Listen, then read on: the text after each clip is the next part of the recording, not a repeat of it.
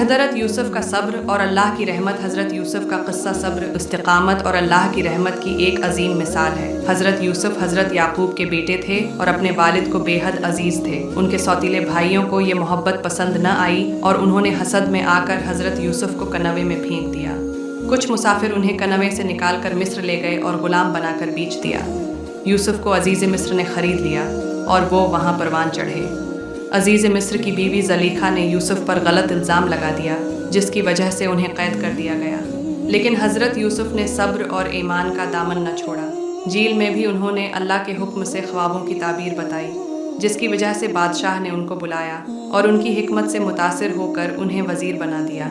बाद में जब कहत पड़ा तो उनके भाई गला लेने मिस्र आए। हज़रत यूसुफ ने उन्हें पहचान लिया मगर अपनी शनाख्त ज़ाहिर न की। अमली के तहत उन्होंने अपने भाई बनियामीन को अपने पास रोक लिया। जब उनके भाई परेशान होकर वापस गए और अपने वालिद को हकीकत बताई तो हज़रत याकूब ने अल्लाह से दुआ की। आखिरकार हज़रत यूसुफ ने अपने भाइयों को मुआफ़ कर दिया और अपने वालिद को मिस्र बुला लिया। ये किस्सा हमें सब्र, मुआफ़ी और अल्लाह पर भरोसे की तालीम देता है।